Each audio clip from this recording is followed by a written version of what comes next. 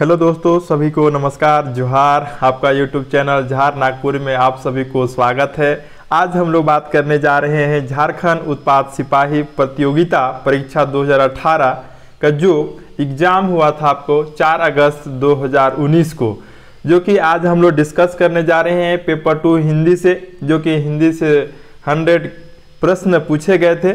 और आप सभी को मालूम होगा हर क्वेश्चन का जो अंक मिलेगा वो 3 नंबर मिलेगा। ठीक है, तो चलिए आज हम लोग डिस्कस करते हैं 2019 में जो उत्पाद सिपाही का एग्जाम हुआ था, किस तरह के क्वेश्चन पूछे गए थे और किस चैप्टर से क्वेश्चन पूछे गए थे, है ना। चलिए आज सभी को आज का जो क्लास से आप सभी को अनुभव मिलेगा। तो चलिए हम लोग सेशन को शुरू करते हैं। ये रहा आपका पहला क्वेश्चन। अगर आप सभी को ये वीडियो अच्छा लगता है तो अपने दोस्तों के पास जरूर शेयर करें, लाइक करें, सब्सक्राइब करें अगर नए स्टूडेंट जुड़ते हैं तो। चलिए हम लोग देखते हैं आज का ये आपका पहला क्वेश्चन है, कौन सा वाक्य सही है। देखिए, हिंदी हमारी राष्ट्रीय भाषा है ना। ये आपका हिंदी जो है राष्ट्रीय भाषा नहीं है, पूरे भारत में राष्ट्रीय भाषा नहीं है, ये आपको मालूम होना चाहिए। भारत भाषा समाज द्वारा अर्जित संपत्ति है, ये भी गलत है।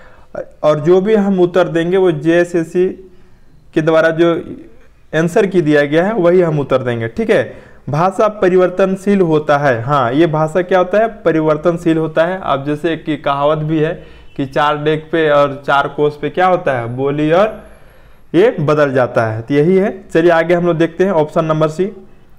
ऑप्शन अब यहाँ पे देख सकते हैं, प्रश्न संख्या आपके पास ये 2 है। इनमें से कौन स्वर वर्ण है। तो आप सभी को मालूम होगा वर्णमाला अल्फाबेट को 2 भागों में वॉवेल और कॉन्सोनेंट में डिवाइड किया जाता है। और यहाँ पे पूछा जा रहा है कि वॉवेल कौन है। तो वॉवेल में आ होता है, जिसमें से यहाँ पे आपका ऑप्शन नंबर सी है। यह ये क्या है, आपका व्यंजन है, यानी कि आपका वॉवेल है। आइए देखिए क्वेश्चन नंबर ये 3rd है आपके पास। भाषा की लघुतम इकाई क्या है। वाक्य शब्द वर्ण। तो ये सबसे भाषा की सबसे छोटी इकाई होती है। वर्ण और वर्णों के मिलने से बनता है शब्द, और शब्द के मिलने से बनता है वाक्य। जैसे हम लोग बोले क, ये क्या है आपका, ये वर्ण है। ये क्या है अ, ये क्या है, ये वर्ण है। और यही वर्णों के मेल से ही शब्द बनता है। क्वेश्चन नंबर आप देख रहे हैं, ये है आपका 4। जो पहले कभी न हुआ हो उसे क्या कहते हैं। अपर्याप्त, अभूतपूर्व, आशातीत या प्रागैतिहासिक। तो इसका राइट आंसर क्या होगा दोस्त, अभूतपूर्व। ये काम मतलब सबसे पहली बार हुआ है। आइए हम लोग देखते हैं क्वेश्चन नंबर 5। पानी का अर्थ जल होता है, तो पानी का अर्थ क्या होता है। कंधा, पुस्तक, लक्ष्मी, हाथ। तो क्या होता है दोस्त, ये हाथ होता है। ऑप्शन नंबर डी होता है। आइए प्रश्न संख्या ये 6 है। जो सब कुछ जानता है उसे क्या कहते हैं। तो ये सर्वज्ञ कहते हैं। जो सब कुछ जानता है उसे क्या बोलेंगे, सर्वज्ञ। अनंत, आदरणीय, प्रशंसनीय, ये नहीं होगा। क्या होगा, option number A right answer. ये है आपका प्रश्न संख्या 7 है, कारक का चिन्ह। देखिए, तो कारक का चिन्ह में आप सभी को याद होगा कर्ता ने कर्म को करण से, इस तरह से। तो यहाँ पे करण कारक का चिन्ह बताना है, तो इसका क्या होगा, आपका री होगा। ऑप्शन नंबर बी होगा। आइए क्वेश्चन नंबर ये 8 है। इनमें से जातिवाचक संज्ञा। तो देखिए जातिवाचक संज्ञा कौन है। यहाँ पे देखिए ऑप्शन ए यहाँ पे दिया हुआ है। तो अपनापन है, रांची है, या दया है, या शहर है। इसका राइट आंसर क्या होगा। तो इसका राइट आंसर ये होगा आपका ना, क्या होगा दोस्त, ये शहर होगा। शहर कहने से पूरे जाति का बोध होता है। अब कौन सा शहर का बात कर रहे हैं आप, रांची शहर की बात कर रहे हैं, दिल्ली शहर का बात कर रहे हैं, मुंबई शहर का बात कर रहे हैं, ये जाति का बोध होता है। आइए ये है प्रश्न संख्या 9। इनमें से मध्यम पुरुष कौन शब्द है। मैं, आप, वह, वे लोग। तो इसका राइट आंसर क्या होगा, तो मध्यम पुरुष। कहने वाला प्रथम पुरुष, सुनने वाला मध्यम पुरुष, जिसके बारे में कहा जाए वो अन्य पुरुष। तो ये क्या होगा, राइट आंसर इसमें से आप होगा, तुम होगा, है ना, तुम लोग होगा, ये सब होगा। चलिए आगे देखते हैं प्रश्न संख्या 10। क्रिया कौन है। तो क्रिया आप सभी जानते हैं कि एक उपसर्ग एक प्रत्यय होता है। उपसर्ग जो किसी भी शब्द के पहले लगता है और प्रत्यय जो किसी शब्द के अंत में लगता है। तो नाम देखिए प्रत्यय लगा हुआ है, तो टहलना। तो ये क्या होगा, ऑप्शन नंबर सी आपका ये क्रिया है, बाकी क्रिया नहीं है। 11 क्वेश्चन देखिए, विशेषण कौन है। विशेषण किसी भी जो है विशेषता को बतलाता है। तो कोई सूखा है, मोटा है, गीला है, ये कौन बता रहा है, तो ये बी होगा, ऑप्शन नंबर सूखा। इनमें से परिणामवाचक विशेषण कौन है? कम, किलोग्राम, सारा, सभी। तो देखिए इसमें क्या है, परिणाम मतलब होता है वस्तु का मापतौल। तो परिणाम में मापतौल क्या होगा? कम है, किलोग्राम है, सारा है, ये सभी होगा। ऑप्शन नंबर डी होगा। यहाँ पे देखिए क्वेश्चन नंबर आपका 13, इनमें से कौन वाक्य सही है? चलिए आप लोग को बताना है। कारक की 8 विभक्तियां होती है, सही बात है। विशेषण संज्ञा की विशेषता को बतलाता है, सही बात है। जैसे कि मोहन मोटा है, तो मोहन की विशेषता बतला रहा है, मोटा है। विशेषण सर्वनाम की विशेषता बताता है, सर्वनाम को भी वह बहुत सुंदर है। तो क्या हो रहा है ना, ये ऑप्शन नंबर डी होगा दोस्त। ये आपका ये तीनों जो है आपका ऑप्शन क्या है? सही है। आइए, ज्ञान सागर में कौन सा समास है? तो आप सभी जानते हैं समास जो है 6 होते हैं, तत्पुरुष समास, बहुब्रीहि समास, द्वंद्व समास और द्विगु समास, है ना। तो इसमें से देखिए कौन सा समास होगा? तो देखिए ज्ञान के सागर, तो ये क्या होगा? तत्पुरुष समास। और क्योंकि आप सभी जानते हैं कारक के जो 8 भेद हैं और 8 कारक के यहाँ पे जो है चिन्ह जो है तत्पुरुष समास में आता है, कर्ता ने, कर्म को, करण से, है ना। तो चलिए आगे देखते हैं हम लोग। ग्रामर भी आप सभी को पढ़ाया जाएगा।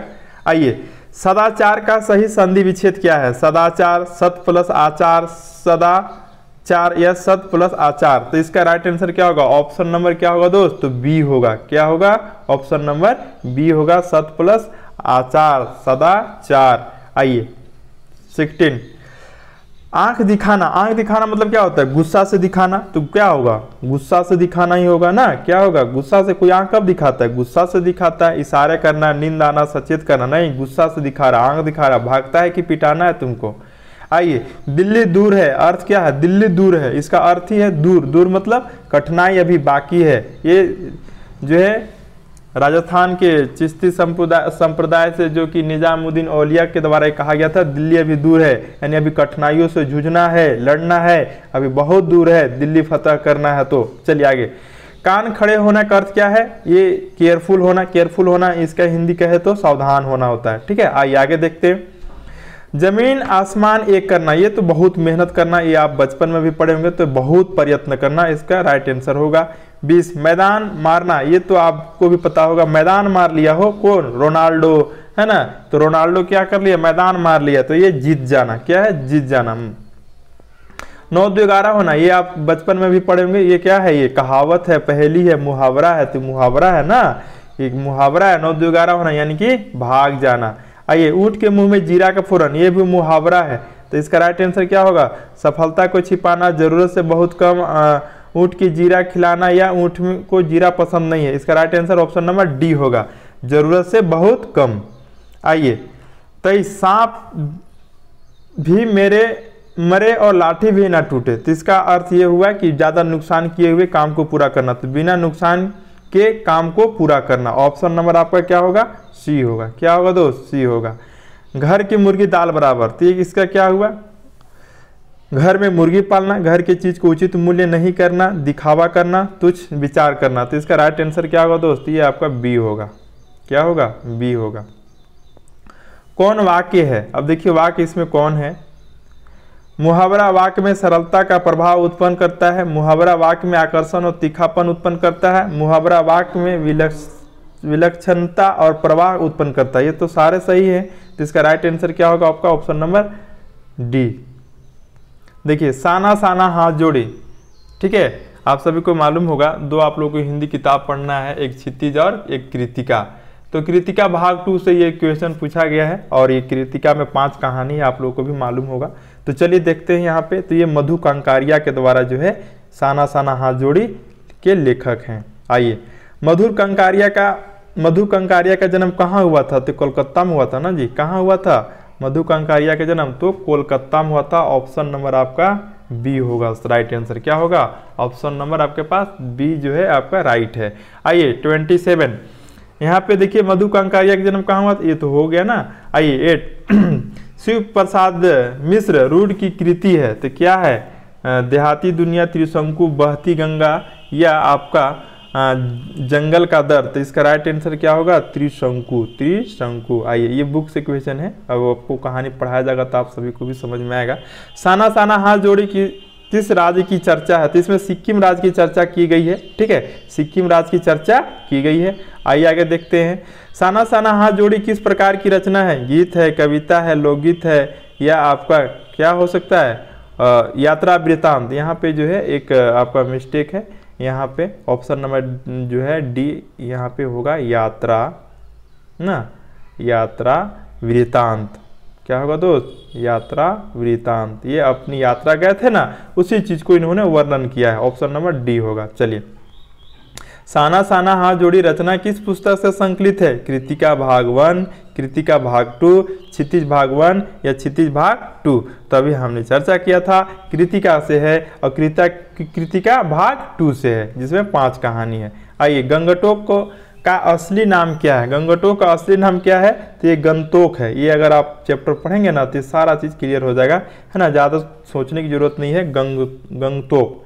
ठीक है, आइए, यही ठैया झुरेली हेरामा के लेखक कौन है? तो ये देखिए, ये किनके द्वारा लिखा गया है? तो ये आपसे क्वेश्चन पूछा जा रहा है दोस्त, तो आप बताइए इसका राइट आंसर क्या होगा। अज्ञे है, मधु कंकारिया, जयशंकर प्रसाद और शिव प्रसाद मिश्र रुद्र। तो ये ऑप्शन नंबर जो है डी आपका जो है सही है ना। आइए, टुन्नू और दुलारी किस कहानी के पात्र हैं? तो देखिए यहाँ पे एक कहानी यह भी है, यही ठैया झुलैली झुलनी हेराली होरामा या नेताजी का चश्मा, या इनमें से कोई नहीं। तो इसका राइट आंसर क्या होगा? ऑप्शन नंबर बी होगा। क्या होगा?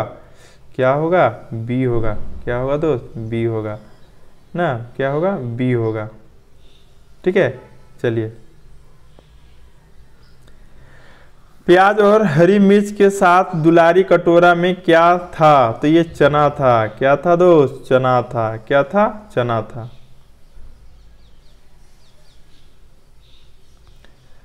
देखिए, टुन्नू और दुलारी पहली बार कहाँ मिले थे? मेला में, कजली दंगल में, बाजार में या रेल में? तो ये आप लोग को याद होगा, अगर आप पढ़े होंगे तो ये कजली दंगल में मिले थे पहली बार, है ना। टुन्नू कैसा व्यक्ति था? कमजोर, लापरवाह, धनी या देशभक्ति? तो इसके अंदर देशभक्ति कूट कूट के भरा हुआ था। टुन्नू कहाँ मारा गया? टाउन हॉल में, जंगल में, जेल में, मोहल्ले में? तो टाउन हॉल में मारा गया था ना दोस्त। कहाँ पे? टाउन हॉल में मारा गया था। मैं क्यों लिखता हूँ, लेखक कौन है? नागार्जुन, अज्ञे, निराला, मोहन, राकेश? तो ये आप 39 का राइट आंसर क्या होगा? तो यज्ञ जी द्वारा ये लिखा गया है ना। ठीक है, हाँ, तो ये इसका राइट आंसर क्या होगा? यज्ञ, बी।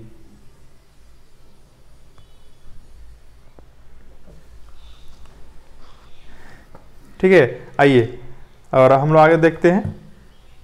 हाँ, मैं क्यों लिखता हूं के लेखक कौन है? हाँ सॉरी, मैं क्यों लिखता हूं लेखक किस विषय के विद्यार्थी थे? गणित, विज्ञान, हिंदी या इतिहास? ये विज्ञान के थे ना, आप लोग को याद होना चाहिए। किसके थे ये? तो विज्ञान के थे ये। ठीक है, विज्ञान के थे, तो ये याद रखिए आप लोग। मैं क्यों लिखता हूं लेखक को कहां जाने की अवसर मिला था? तो ऑप्शन है आपके पास अमेरिका, चीन, जापान या श्रीलंका। तो इसका राइट आंसर क्या होगा? सी होगा, जापान जाने का मौका मिला था। शिवपूजन रचनावली कितने खंडों में प्रकाशित हुई थी? तो 4 खंडों में भी प्रकाशित हुई थी। कितने खंडों में? 4 खंडों में प्रकाशित हुई थी। आइए, 43 क्वेश्चन है आपके पास। कमलेश्वर किस पुरस्कार से सम्मानित थे? मतलब उन्हें कौन कौन सा पुरस्कार दिया गया था? तो साहित्य अकादमी पुरस्कार और पद्म भूषण, ये दोनों पुरस्कार दिया गया था। ऑप्शन नंबर सी सही है। अज्ञे का पूरा नाम क्या है? तो ऑप्शन नंबर ये बी राइट आंसर होगा, है ना। ये आपको पढ़ना है। और सचिदानंद, हीरानंद, वात्स्यायन, इसका राइट आंसर होगा बी। हिरोशिमा कहाँ है? चीन, रूस, जापान या अरब सागर? अरब में, अरब सागर नहीं, अरब कंट्री में। तो इसका राइट आंसर होगा आपका ये जापान में, जो कि हिरोशिमा नागासाकी द्वितीय विश्व युद्ध 1945 में जो है परमाणु बम गिराया गया था। तो ये जापान में है। कहाँ पे? जापान में। हिंदी आसानी से क्या की जा सकती है? बोली जा सकती है, सही बात है। बोली लिखी सकती है, मतलब बोला भी जा सकता है, लिखा भी जा सकता है, पढ़ी भी जा सकती है। ये तीनों इसका राइट आंसर होगा। यानी कि ऑप्शन नंबर डी। इनमें से कौन सही है? कुमुदनी, कुमुदनी, कुमुदनी, तीनों सही है। देखिए यहाँ पे जो है मात्रा का प्रयोग किया गया है, आपको बताना है कि 47 का राइट आंसर क्या होगा। तो ऑप्शन नंबर जो है बी सही है, उच्चारण के साथ कुमुदिनी और मात्रा का प्रयोग अच्छा से किया गया है। इनमें से गंगा का पर्यायवाची शब्द नहीं है। देखिए गंगा का पर्यायवाची शब्द नहीं है। देव नदी है, नदीश्वरी है ना, सुर सरिता भी है, सरस्वती नहीं है। तो ऑप्शन नंबर क्या हो जाएगा जी? इसका राइट आंसर क्या होगा? तो option number D, option number D. इनमें से सही शब्द कौन है? सही शब्द तो देखिए यहाँ पे पढ़िए, कवित्री ये तो गलत है, परिभाषा भी गलत है, संसारिक ये सही है। ठीक है, संसारिक आपका सही है। इनमें से संयुक्त वाक्य कौन है? संयुक्त वाक्य तो आप सभी जानते हैं, दो सेंटेंस को जोड़ने का जो काम करता है वो संयुक्त वाक्य, जैसे और, या, है ना, कब, जब, इस तरह का। तो यहाँ पे क्या होगा? सुबह हुई और पक्षी चहक उठे, तो ये इसका राइट आंसर ए होगा। 51, लखनवी अंदाज के लेखक को नवाब के बारे में क्या अनुभव हुआ? वो सोच रहे थे कि शायद वो क्या है, बोलने के लिए उत्सुक है। Option number A. Sarveshwar Dayal का जन्म कहाँ हुआ था? मध्य प्रदेश, उत्तर प्रदेश, राजस्थान या पंजाब? बताइए, सर्वेश्वर दयाल का जन्म कहाँ हुआ था? तो उत्तर प्रदेश में हुआ था ना दोस्त, यूपी में हुआ था, यूपी में हुआ था। आइए, मनु भंडारी का जन्म कब हुआ था? 1831, 1931, 1833 या 1838? इसका राइट आंसर क्या होगा आपका? तो राइट आंसर क्या होगा? राइट आंसर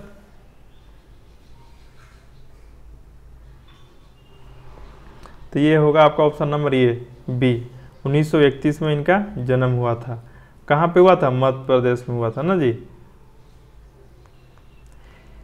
एक कहानी यह भी है, लेखिका कौन है? तो ये मनु भंडारी जी के द्वारा लिखा गया है। मनु भंडारी का जन्म कहाँ हुआ था? मध्य प्रदेश में हुआ था ना। तो मध्य प्रदेश के कहाँ? मंदसौर में हुआ था, मंदसौर। महावीर प्रसाद द्विवेदी का जन्म कब हुआ था? 1860, 1864, 1900 या 1921? बताइए। तो इसका राइट आंसर क्या होगा? 1864 में इनका जन्म हुआ था। कब हुआ था? 1864 में हुआ था। मानसिक पत्रिका सरस्वती के संपादन कौन थे? तो मानसिक पत्रिका जो सरस्वती है वो द्विवेदी जी करते थे, महावीर प्रसाद द्विवेदी जी के द्वारा। ठीक है। यतीन्द्र मिश्र का जन्म कहाँ हुआ था? ये अयोध्या में हुआ था और बिस्मिल्लाह खां के बारे में जो है इन्हीं के द्वारा लिखा गया है। अभी वो चैप्टर हमने नहीं पढ़ाया है। संस्कृति निबंध के लेखक कौन है? संस्कृति निबंध के लेखक यतीन्द्र मिश्र, महावीर प्रसाद द्विवेदी, यशपाल और भदंत आनंद कौशल्यान। 59 का right answer option number D होगा ना, भदंत आनंद कौशल्यान। नौबत खाने में इबादत के लेखक कौन है? स्वयं प्रकाश, यतीन्द्र मिश्र, भदंत आनंद कौशल्यान या इनमें से कोई नहीं? नौबत खाना, तो इसका तो ये राइट आंसर क्या है? नौबत खाने, तो ये यतीन्द्र मिश्र जिनका जन्म अयोध्या में हुआ था, ये लिखे। कृतिका भाग 2 में कितनी रचनाएं संकलित है? तो इसमें कितना है संकलित? 61 नंबर है ना क्वेश्चन। तो इसमें 5 ही है, हमने आपको बताया था 5 है। माता की आंचल है ना, टुन्नू, सब इसी में है। 62 कृतिका भाग 2 में सभी रचनाएं विशिष्ट हैं, तो क्या है इसमें? कथा भी है, शिल्प भी है, प्रस्तुति में है। तो इसका राइट आंसर क्या होगा? ऑप्शन नंबर डी सभी है। माता का आंचल के लेखक कौन है? शिव पूजन सहाय, कमलेश्वर, शिव प्रसाद मिश्र, रुद्र, इनमें से कोई नहीं। 63, तो 63 का राइट आंसर क्या होगा? शिव पूजन सहाय। तो ये शिव पूजन सहाय के द्वारा ये लिखा गया माता का आंचल। माता का आंचल किस उपन्यास का अंश है? महिला आंचल, ईंधन, देहाती दुनिया। तो ये आप लोग को पता होगा, ये बहुत ही VVI क्वेश्चन है। ऑप्शन नंबर सी, देहाती दुनिया। हर एग्जाम में ये क्वेश्चन पूछा जाता है। शिव पूजन सहाय का जन्म कहाँ हुआ था? चंपारण, मुंगेर, भोजपुर या पटना? कहाँ पे इनका जन्म हुआ था भाई? तो इनका जो हुआ था जन्म भोजपुर में हुआ था। कहाँ? भोजपुर में हुआ था। आइए आगे देखते हैं हम लोग। माता का आंचल के लेखक अपनी माँ को क्या कहकर पुकारती है? माँ, माई, मैया। क्या कह के? मैया। ठीक है, मैया कह के पुकारते। कमलेश्वर का जन्म कब हुआ था? तो आप बताइए कमलेश्वर का जन्म कब हुआ था? 1930, 1932, 1935, 1939। तो इनका जन्म जो हुआ था ना, कब हुआ था? 1932 में हुआ था। कब हुआ था? 1932 में। किसके लेखक कमलेश्वर हैं? माता कांचल, घर घर कहानी, मंझली दीदी, जॉर्ज पंचम की नाक। बताइए इसका राइट आंसर क्या होगा? तो ये जो है जॉर्ज पंचम की नाक जो है इन्हीं के द्वारा लिखा गया है। शिवपूजन सहाय को उनके पिता क्या कहकर पुकारते थे? शिवा, भोलानाथ, तारकेश्वरनाथ, शिवपूजन। तो भोला कह के पुकारते थे ना उनके पिताजी। आइए, जॉर्ज पंचम की नाक के लेखक कौन है? यज्ञ, यशपाल, राम बेनापुरी और कमलेश्वर। तो 70 का राइट आंसर क्या होगा? आपका ऑप्शन नंबर डी होगा। क्या होगा दोस्तों? Option number D. जॉर्ज पंचम की नाक के लेखक का कौन सा रूप देखा जा सकता है? व्यंगकार, पत्रकार, शिक्षक और कलाकार। तो इसका राइट आंसर क्या होगा? 71 का पत्रकार। पत्रकार। जॉर्ज पंचम की नाक में किस महारानी की चर्चा हुई है? एलिजाबेथ, महारानी एलिजाबेथ, महारानी लक्ष्मीबाई, महारानी तपस्विनी या सभी का? तो इसमें से राइट आंसर क्या होगा? ऑप्शन नंबर ए होगा, महारानी एलिजाबेथ। इनकी चर्चा की गई है। महारानी एलिजाबेथ कहाँ की महारानी थी? कनाडा, इंग्लैंड, अमेरिका या फ्रांस? तो आपके पास राइट आंसर है इंग्लैंड की महारानी थी एलिजाबेथ। महारानी एलिजाबेथ के सूट का रेशमी कपड़ा कहाँ से मंगाया गया था? तो देखिए रेशमी कपड़ा कहाँ से मिलेगा? हिंदुस्तान से ही मिलेगा ना, भारत से। जॉर्ज पंचम की मूर्ति क्या कमी रह गई थी? उसमें क्या नहीं था? कान नहीं था, नाक नहीं था, पैर नहीं था, हाथ नहीं था। तो नाक नहीं था ना दोस्त। क्या नहीं था? नाक नहीं था। सूरदास का जन्म कब माना जाता है? देखिए सूरदास 1778, 1478, 1578 या 1678। देखिए सब 78 है। अब बताइए इसका राइट आंसर क्या होगा? 76 का। तो इसका राइट आंसर होगा 1478 ना। क्या होगा? 1478। 1478 होगा ना। राइट आंसर क्या होगा? 1478। 1478 में इनका मृत्यु जन्म हुआ था, मृत्यु नहीं। कृष्ण ने मथुरा जाने के बाद गोपियों के पास किसके जरिए संदेश भेजा था? तो ये क्षितिज भाग 2 का पहला चैप्टर का है। अब बताइए 77 का राइट आंसर क्या होगा? तो उद्धव को बताया था। कालिदास का जन्म कब हुआ था? तो कालिदास का जन्म कब हुआ था? 1532 में हुआ था। सीधी सी बात। आइए, तुलसीदास ने रामचरितमानस की रचना किस भाषा में की थी? ब्रज भाषा, मगही, अवधी या संस्कृत? तो अवधी भाषा में ना, अवधपुरी। तो अवधी भाषा में किया गया था। देवदत्त द्विवेदी का जन्म कहाँ हुआ था? लखनऊ, प्रयागराज, कानपुर या इटावा? तो इसका राइट आंसर क्या होगा? राइट आंसर क्या होगा? ये क्वेश्चन नंबर आपका क्या है? 80 है ना। क्या है ये आपका क्वेश्चन नंबर? ये 80 है। तो चलिए इसका राइट आंसर क्या होगा दोस्त? तो 10 का जो है, सॉरी 10 का बोल रहे हैं, 80 का जो है आपका राइट आंसर इटावा ही होगा, option number D. 81 Devdutt Dwivedi के काव्य ग्रंथों की संख्या कितनी मानी जाती है? तो क्या है? Option number 32, 52, 42, 62, 52, 72, 62, 82। इसका राइट आंसर क्या होगा? ऑप्शन नंबर आपका सी होगा। ठीक है, ऑप्शन नंबर आपका सी होगा। क्या होगा? ऑप्शन नंबर सी होगा। कृष्ण ने मथुरा जाने के बाद गोपियों के पास किसके जरिए संदेश भेजा था? तो ये किनके द्वारा? उद्धव जी के द्वारा भेजा था ना। किसके द्वारा भेजा था? उद्धव। ऑप्शन नंबर आपका बी। तो ये राइट आंसर होगा, ऑप्शन नंबर आपका बी। क्वेश्चन नंबर संख्या गड़बड़ 78। अच्छा, सॉरी पीछे चला गया था ना PDF। हाँ, यहाँ जयशंकर प्रसाद का जन्म कब हुआ था? तो जयशंकर प्रसाद का जन्म कब हुआ था? तो ये 1889 में हुआ था। 1889 में हुआ था। जयशंकर प्रसाद का जन्म कहाँ हुआ था? तो इटावा, कानपुर, लखनऊ, वाराणसी। 83 का राइट आंसर क्या होगा? तो इनका जन्म जो है लखनऊ में हुआ था, नवाबों का शहर लखनऊ में हुआ था।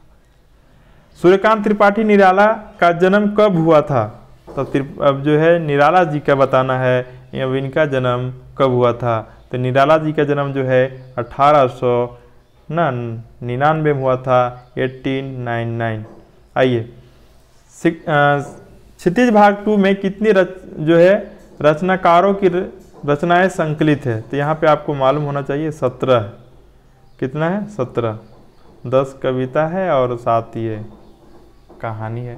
क्षितिज भाग 2 में संकलित है कहानी, संस्मरण, कविता, ऊपर में दिए गए सभी। तो क्या है 86 का राइट आंसर। तो 86 का राइट आंसर क्या होगा? ऊपर में जो दिया गया है ना वो सभी है, कहानी भी है, संस्मरण भी है और कविता भी है। विनय पत्रिका किनकी रचना है?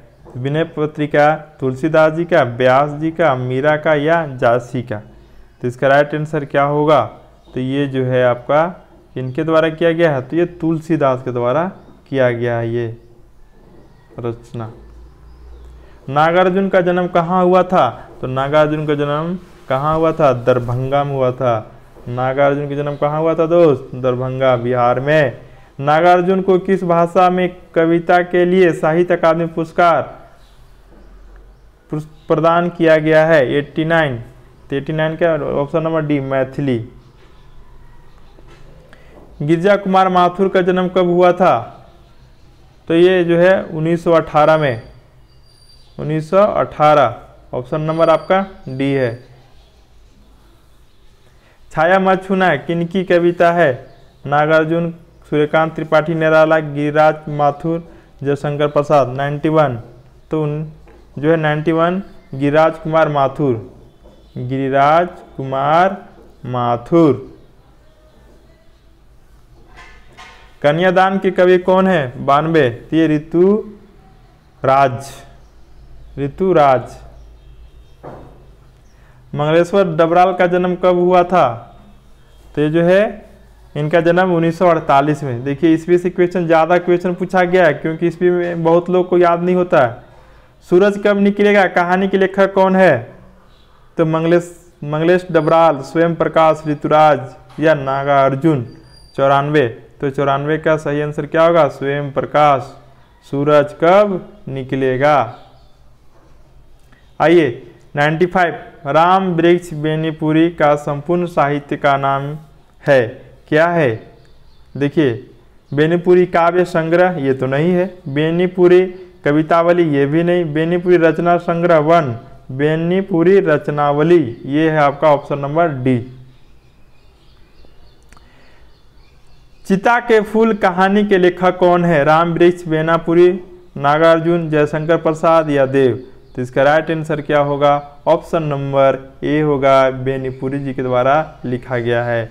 झूठा सच उपन्यास के लेखक कौन है? तो झूठा सच उपन्यास के लेखक जो है आपका यशपाल जी हैं। कौन है? यशपाल जी हैं। आइए राम वृक्ष बेनीपुरी की रचनाएं कितनी वर्ष की अवस्था में पत्र पत्रिका में छपने लगी थी? तो ये छपी थी 15 वर्ष में छपी थी। कब? 15 वर्ष ना छपने लगी थी। कितने वर्षों की अवस्था में पत्र पत्रिका में छपने लगी थी बेनीपुरी जी की रचनाएं? तो 15 वर्ष में ही सोचिए ना, 15 वर्ष। अब आज का जो है नवयुवक लोग 15 वर्ष तो मैट्रिक पास करने में लगाता है। बाल गोविंद भगत के लेखक कौन है? तो ये जो है गिरिराज कुमार माथुर, स्वयं प्रकाश, राम वृक्ष बेनीपुरी या इनमें से कोई नहीं। तो ऑप्शन नंबर तो आप सभी को पता होगा, ये बेनीपुरी जी के द्वारा ही लिखा गया है। यशपाल का जन्म कहाँ हुआ था? तो यशपाल जी का जन्म कहाँ हुआ था? ये पंजाब में हुआ था।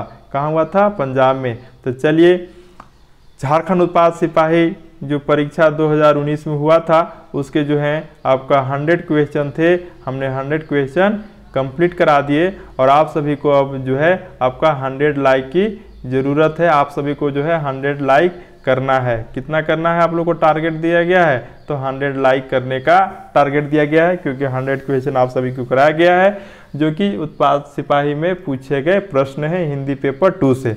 तो चलिए आप सभी को बहुत बहुत धन्यवाद जो है वीडियो शुरू से अंत तक ज़रूर देखें। अगर नए हैं तो वीडियो को सब्सक्राइब कर लें। यहाँ पे जो है आपको सारा वीडियो मिलेगा और सीरीज वाइज जो है आप सभी को क्विज कराया जाएगा।